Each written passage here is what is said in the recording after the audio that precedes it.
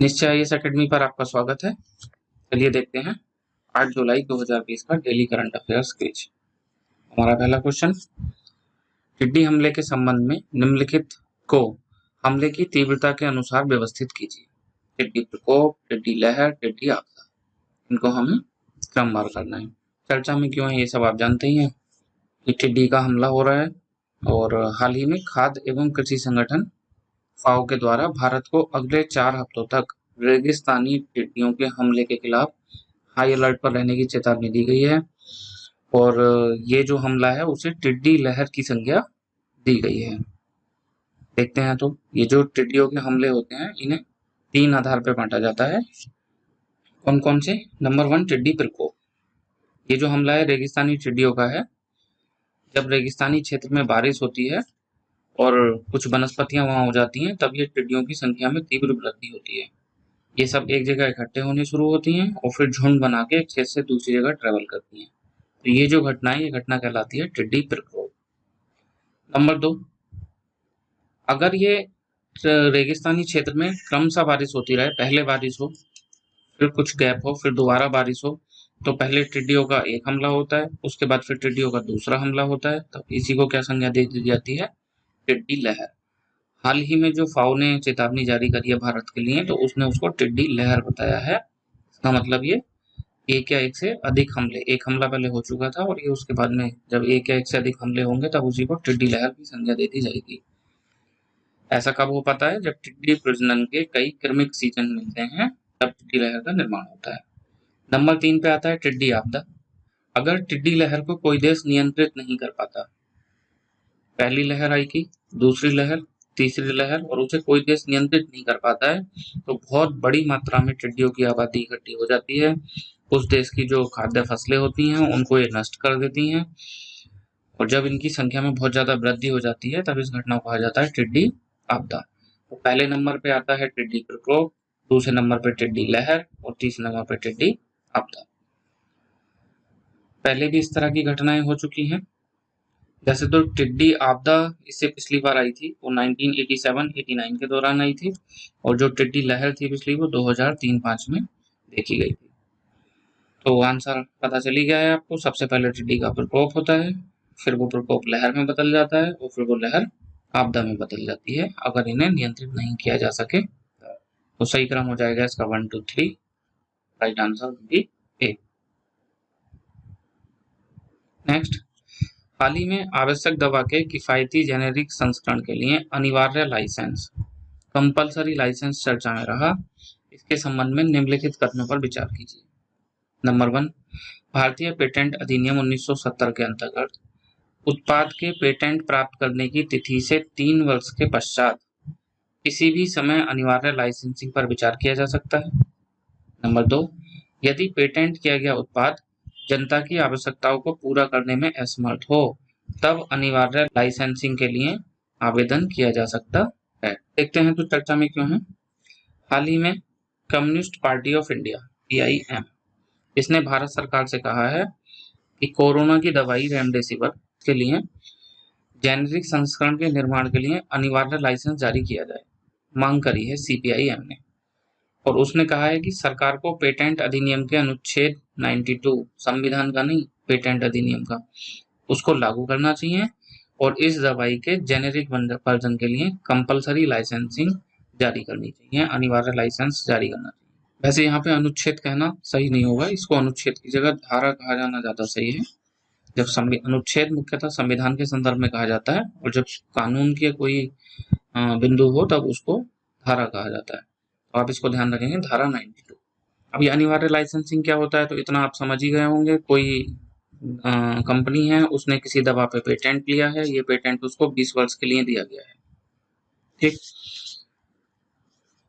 अनिवार्य लाइसेंस 20 वर्ष के बाद इसकी जेनेरिक दवाई बनाई जा सकती है, लेकिन अनिवार्य लाइसेंस की स्थिति में 3 वर्ष के बाद ही जेनेरिक दवाई बनाने की अनुमति दे दी जाती है। जैसे इस रेमडेसिविर दवा की उल्लेख करें तो इसका जो पेटेंट वर्जन है उसका एक व्यक्ति का कोर्स लगभग 2.5 लाख रुपए का बैठेगा और अगर इसके जेनेरिक वर्जन की बात करें तब उसका एक व्यक्ति का कोर्स मात्र 700 रुपए का बैठेगा। इसीलिए CPIM कह रहा है कि इसके जेनेरिक वर्जन को अनुमति दे दी जानी चाहिए ये वाला जो पेटेंट वर्जन होगा ये भारत के संदर्भ में लोगों के लिए अफोर्डेबल नहीं होगा। इससे संबंधित प्रावधान क्या है हमारे अधिनियम में? तो भारतीय पेटेंट अधिनियम 1970 में प्रावधान है कि किसी उत्पाद के पेटेंट प्राप्त करने की तिथि से 3 वर्ष के पश्चात किसी भी समय अनिवार्य लाइसेंस के लिए आवेदन किया जा सकता है। कुछ कंडीशंस हैं कि कब किया जा सकता है। नंबर 1, पेटेंट किया गया उत्पाद जनता की आवश्यकताओं को पूरा करने में असमर्थ हो, जरूरत ज्यादा दवाई की हो, उपलब्ध कम हो, पेटेंटेड उत्पाद जनता के लिए उचित मूल्य पर उपलब्ध नहीं हो, जैसे ये दवाई 2.5 लाख रुपए की बैठ रही है, पेटेंटेड उत्पाद का उपयोग भारत में नहीं किया जा रहा हो, उस पर पेटेंट तो हो, भारत को उस दवाई की जरूरत हो, लेकिन वो दवाई भारत में उपलब्ध ना हो इस स्थिति में। और इसके अलावा अगर कोई राष्ट्रीय संकट है, अत्यंत आवश्यकता है, जैसे अभी कोविड-19 के केस में, तो उस स्थिति में भी इस पे लाइसेंस जारी किया जा सकता है।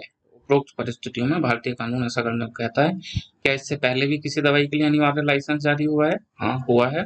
पहला अनिवार्य लाइसेंस वर्ष 2012 में जारी करा गया था। नेटको फार्मा को ये अनिवार्य लाइसेंस जारी करा गया था और उससे कहा गया था कि लीवर किडनी के कैंसर के इलाज में जो दवाई यूज होती है बायर नेक्सावर, उसका जेनेरिक संस्करण वो बना सकती है। ये हमारे लिए काम का है। देखते हैं आंसर क्या होगा। पहला कथन ठीक हो जाएगा। 3 वर्ष के पश्चात किसी भी समय अनिवार्य लाइसेंसिंग के लिए आवेदन किया जा सकता है। नंबर 2, वो जो 3-4 शर्तें थी उसकी कब किया जा सकता है? तो जनता की आवश्यकताओं को पूरा करने में अगर असमर्थ हो तब अनिवार्य लाइसेंसिंग किया जा सकता है। ठीक। और भी 2-3 शर्तें हैं, यहाँ ये वाली लिखिए, ये ठीक होगा। सत्य कथन का चयन करना है। आंसर क्या हो जाएगा? सी। नेक्स्ट, निम्नलिखित कथनों पर विचार कीजिए। रमन प्रकीर्णन एक प्रकाश प्रकीर्णन तकनीक है जिसमें किसी माध्यम के अणुओं द्वारा उच्च तीव्रता वाले लेजर प्रकाश स्रोत से पड़ने वाले प्रकाश का प्रकीर्णन किया जाता है। नंबर 2, अधिकांश प्रकीर्णित प्रकाश की तरंगदैर्ध्य लेजर प्रकाश स्रोत की तरंगदैर्ध्य के समान होती है, मतलब ये अपरिवर्तित रहता है और इसको बोलते हैं रेले प्रकीर्णन, रेले स्कैटर। किंतु प्रकाश की एक छोटी सी मात्रा का प्रकीर्णन भिन्न तरंगदैर्ध्य वाला होता है और ये जो भिन्न तरंगदैर्ध्य वाला प्रकीर्णन है जिसमें कुछ परिवर्तन आ जाते हैं, इसी को रमन प्रकीर्णन या रमन स्कैटर कहा जाता है। अब चर्चा में क्यों है और कौन कौन सत्य होंगे वो देखते हैं। हाल ही में शोधकर्ताओं द्वारा लार के नमूनों में मौजूद आरएनए वायरस का पता लगाने में रमन स्पेक्ट्रोस्कोपी का प्रयोग किया गया है, जिस वजह से ये चर्चा में है। इसका फायदा क्या होगा?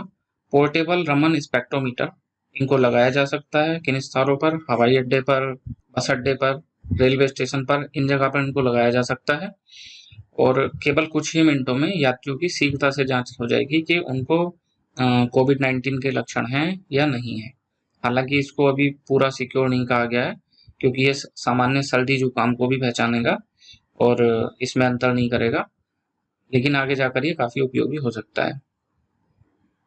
तो होता क्या है रमन स्पेक्ट्रोस्कोपी? यह एक गैर विनाशकारी रासायनिक विश्लेषण तकनीक है। गैर विनाशकारी क्यों है? क्योंकि उस पदार्थ में से केवल प्रकाश को गुजारा जाता है, इसमें कोई केमिकल कंपोजिशन चेंज नहीं होता। अब गैर विनाशकारी रासायनिक विश्लेषण तकनीक है। यह पदार्थ की रासायनिक संरचना, अवस्था, बहुरूपता, क्रिस्टलीयता, आणविक प्रतिक्रिया के बारे में विस्तृत जानकारी प्रदान करती है। कैसे करती है? कुछ प्रकाश को गुजारा जाता है, इसमें अधिकांश प्रकाश की तरंगदैर्ध्य समान बनी रहती है लेकिन कुछ की तरंगदैर्ध्य बदल जाती है। तो ये जो बदली तरंगदैर्ध्य वाला प्रकाश है इसको रमन स्कैटर कहा जाता है और इसी से ये जानकारियां हमें प्राप्त होती है। रमन प्रकीर्णन प्रकाश प्रकीर्णन की तकनीक है जिसमें किसी माध्यम के अणुओं द्वारा उच्च तीव्रता वाले लेजर प्रकाश स्रोत से पड़ने वाले प्रकाश का प्रकीर्णन किया जाता है। तो ठीक है, प्रकाश प्रकीर्णन इसमें किया जाता है। अधिकांश प्रकाश परिवर्तित नहीं होता, उसकी तरंगदैर्ध्य समान बनी रहती है, इसे रेले प्रकीर्णन बोलते हैं। ठीक है। प्रकाश की छोटी मात्रा का प्रकीर्णन हो जाता है जो कि रमन प्रकीर्णन कहलाता है और इसी से वो जानकारी हमें प्राप्त होती है। और गैर विनाशकारी किस लिए है? क्योंकि प्रकाश को केवल गुजारा जाता है जिससे कोई रासायनिक परिवर्तन वहां नहीं होता। तो सही आंसर पहला भी ठीक हो जाएगा, प्रकाश का प्रकीर्णन करा जाता है। दूसरा भी ठीक है, जो परिवर्तित नहीं होता वो रेले प्रकीर्णन कहलाता है, जो परिवर्तित होता है वो रमन प्रकीर्णन कहलाता है। तो तीनों कथन सही हो जाएंगे। सत्य पूछा है, इसका आंसर क्या हो जाएगा? डी। नेक्स्ट, निम्नलिखित कथनों पर विचार कीजिए। भारतीय रेलवे द्वारा पूरे रेल नेटवर्क को वर्ष 2030 तक पूरी तरह से विद्युत से संचालित करने का लक्ष्य रखा गया। पहला स्टेटमेंट। दूसरा, 2024 तक नेट शून्य उत्सर्जन नेटवर्क, मतलब कार्बन का उत्सर्जन नहीं करेगा नेटवर्क का लक्ष्य रखा गया है। पहले बिजली का, फिर शून्य नेटवर्क का। देखते हैं चर्चा में क्यों है। हाल ही में भारतीय रेलवे की तरफ से कुछ ऐसे प्रयासों की सूची जारी की गई है जो कि उसको उसके 2 लक्ष्यों को प्राप्त करने के लिए उसने किए हैं। उसमें पहला लक्ष्य है वर्ष 2024 तक पूरी तरह से विद्युत से संचालित करना रेलवे नेटवर्क को।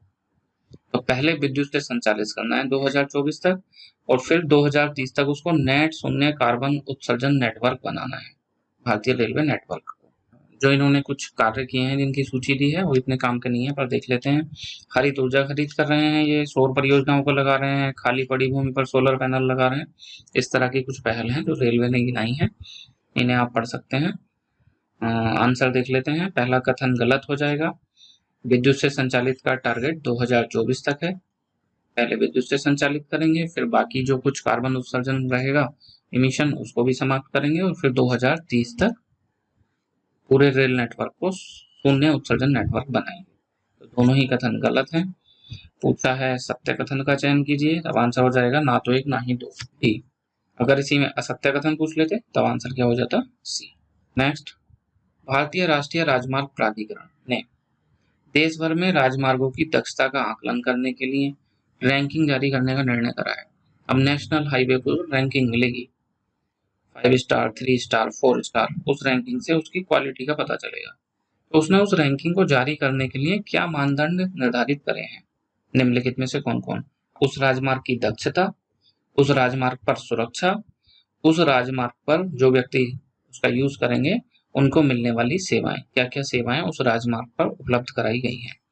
तो चर्चा में क्यों है वो तो हमें समझ आ ही गया कि एक रैंकिंग जारी करी जा रही है। मानदंड देख लेते हैं।